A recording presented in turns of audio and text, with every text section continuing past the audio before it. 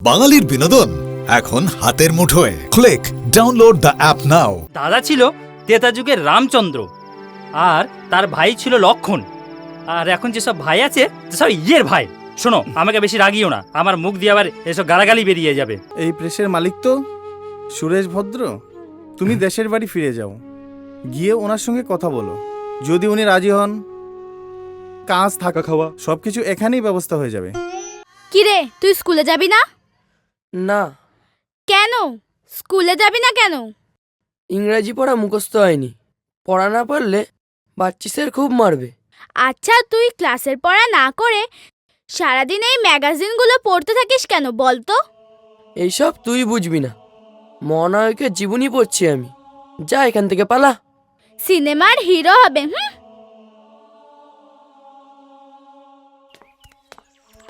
পরেশ, তোর দাদা বাড়িতে আছে? না, বেরিয়েছে। হ্যাঁ রে, মন দিয়ে কি এত পড়ছিস? মহানায়কের জীবনী। কি ম্যাগাজিন এটা? আনন্দলোক। ও, জানো দাদা, মহানায়ক প্রথম জীবনে কত স্ট্রাগল করেছিলেন। তুইও বড় হয়ে সিনেমার নায়ক হবি নাকি? না না দাদা, কি বলছো তুমি?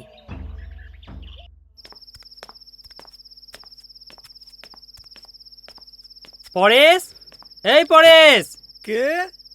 আমি সাধন। ভেতরে এসো। আয়। বেচারি ব্যবসার জন্য রাগারাগি করে বাড়ি ছেড়ে দিল।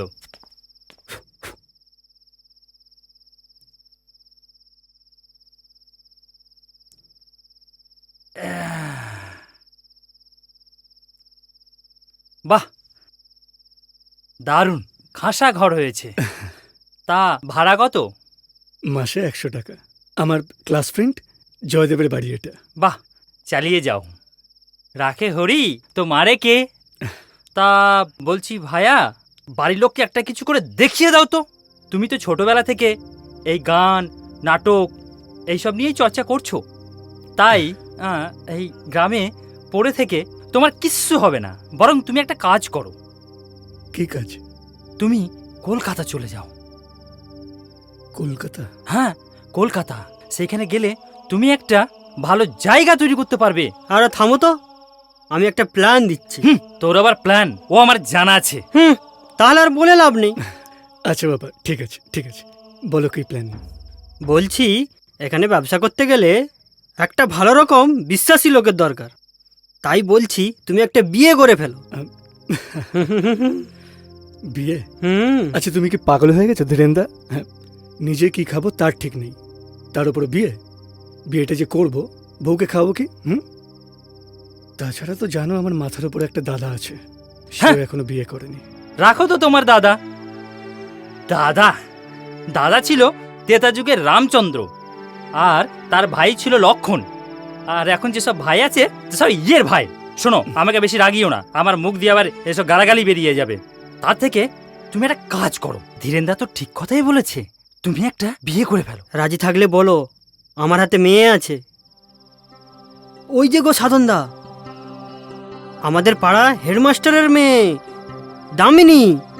কি দেখতে মায়েরি, দারুণ মানাবে কিন্তু। কি পরেশ, রাজি তো? হ্যাঁ হ্যাঁ, রাজি রাজি। আজই আমি দামিনী মায়ের সঙ্গে কথা বলবো, নইলে ওই মুড়ি চিবে চিবে 3 দিনে পটালডাঙ্গার টিকিট কাটবে। হ্যাঁ ঠিক, একদম ঠিক। চলো আজকেই আমরা যাব। এই তাহলে উঠি আজকের মতো। আচ্ছা ঠিক আছে, এই চল। চলো।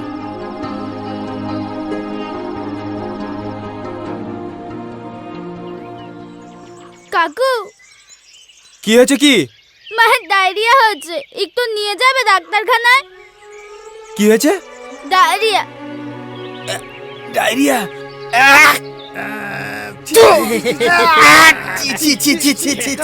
ডায়রিয়া?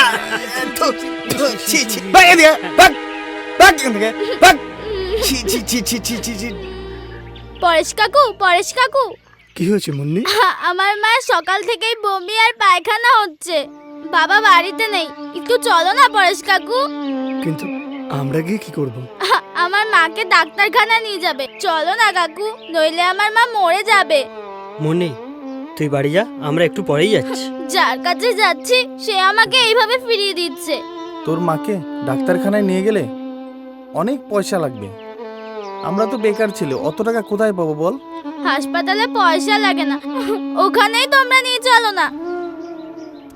হ্যাঁ তাই তো, তুই তো ঠিক বলেছিস রে মুন্নি, সরকারি হাসপাতালে তো পয়সা লাগে না।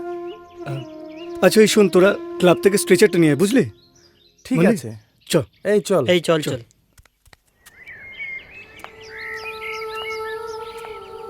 এই ওইদিকে তাকাও, কি পছন্দ তো?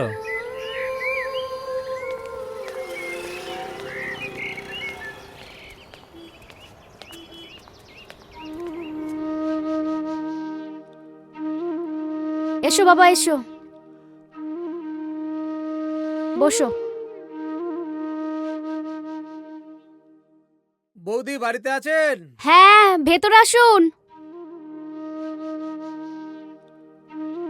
বসুন। হ্যাঁ, তা কি নাম তোমার? পরেশ, পরেশ ব্যানার্জি। সত্যি মেয়েটাকে বিয়ে করবে তো নাকি? হ্যাঁ কাকা বাবু, ও সত্যি সত্যি বিয়ে করবে। তোমার বাড়ির লোকের এ বিয়েতে মত আছে তো?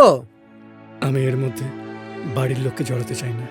বৌদি, দামিনীকে নিয়ে আসুন। তা পড়াশোনা কত দূর করেছো? আগে হাই সেকেন্ডারি পাস। ও আচ্ছা আচ্ছা। বস।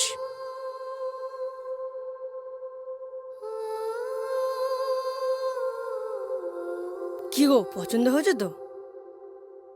কি গো, চুপ করে আছো কেন? ওকে কিছু জিজ্ঞেস করবে?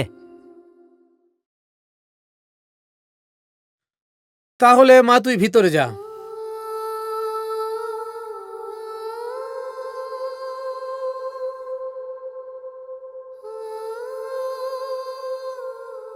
তাহলে শোনো, আগামী 30শে শ্রাবণ একটা ভালো দিন আছে। তাহলে ওই দিনটাকেই বেছে নেওয়া যাক। কি হে, ঠিক আছে তো?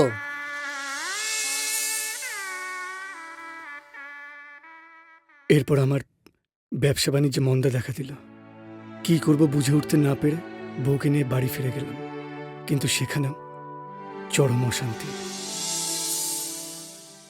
কি রে, বাজার যাবি না? কেন, তোমার ছোট পুত্রকেই বলো না, পকেটে মুড়ি কেনার পয়সা নেই, বিয়ে করা, বাড়ি থেকে দূর করে দাও।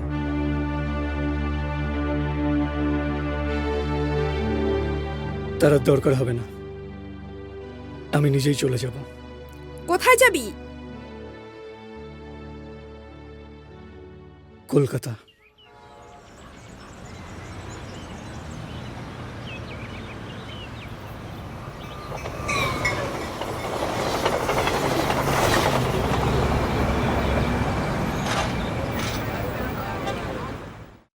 আরে পরেশ, হঠাৎ তুমি? এসো এসো, বসো। ওই পার্টির মিটিংয়ের সঙ্গে চলে আসলাম, ভাড়াটা তো বেঁচে গেল।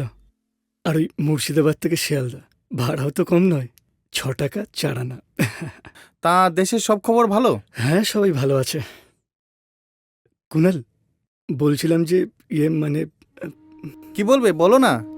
না মানে ওই বাড়িতে আর মন বসছে না জানো, জেদের বসে বিয়েটাও করে ফেললাম আমি। কি যে করি। তোমার তো একটা ব্যবসা আছে।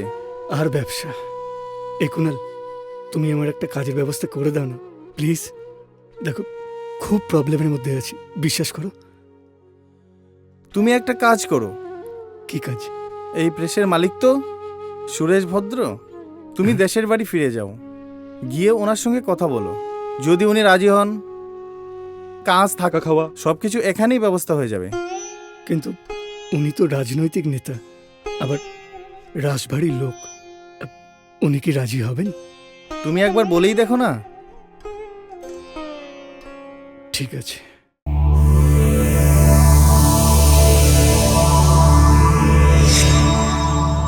এরকম আরো অনেক সিনেমা দেখতে হলে ডাউনলোড করুন ক্লিক অ্যাপ।